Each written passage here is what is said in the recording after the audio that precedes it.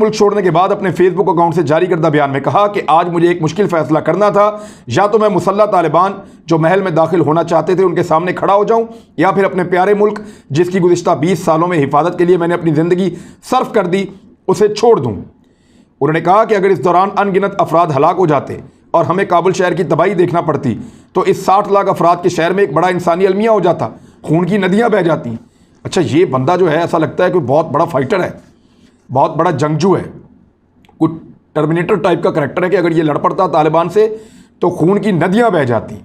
یہ اتنا بڑا فائٹر ہے کہ اس کو لگتا ہے کہ اگر یہ اکیلا افغانستان میں ہوتا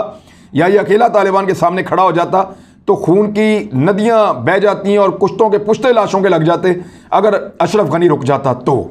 یہ وہ اشرف غنی کا سٹیٹمنٹ، اس کا یہ افغانستان چھوڑنے کا جو بہانہ ہے وہ یہ ہے کہ اگر میں وہاں ہوتا نا تو لڑائی ہو جانی تھی، میں وہاں ہوتا تو یہ ہو جانا تھا۔ بھئی آپ وہاں ہوتے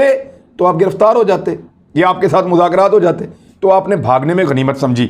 اور جو اشرف غنی کا رپورٹ ہوا ہے، یہ ایک اخبار ہے افغان اردو، انہوں نے بھی رپورٹ کیا، کچھ اور دیگر جگہوں سے رپورٹ ہو رہا ہے، اس میں اشرف غنی نے کوشش کی کہ وہ کوئی 3 گاڑیاں بھر کے ڈالرز اپنے ساتھ لے جانا چاہ رہا تھا، لیکن کیونکہ امریکنز کی گاڑیاں لگی ہوئی تھیں، امریکنز کا سیکیورٹی کا پورا نظام لگا ہوا تھا اور امریکنز اور یورپین بھاگ رہے تھے، تو انہوں نے گاڑیاں اندر جانے نہیں دیں۔ لہذا ایک ہی گاڑی جو اشرف غنی کی تھی وہ اندر گئی، تو جتنا مال وہ تھوڑا بہت اپنے ساتھ لے جا سکا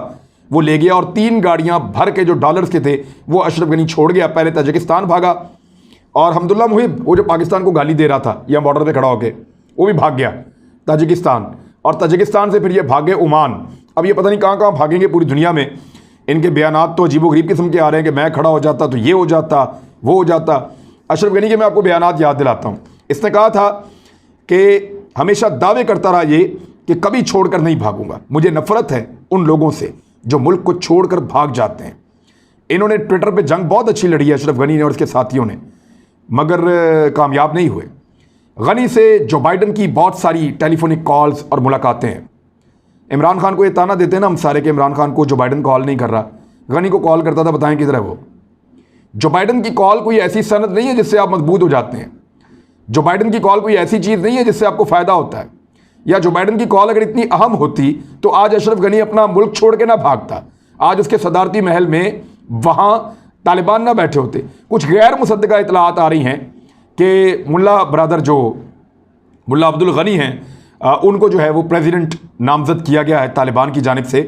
لیکن یہ چیزیں تصدیق مانگتی ہیں، وقتاً فوقتاً آہستہ آہستہ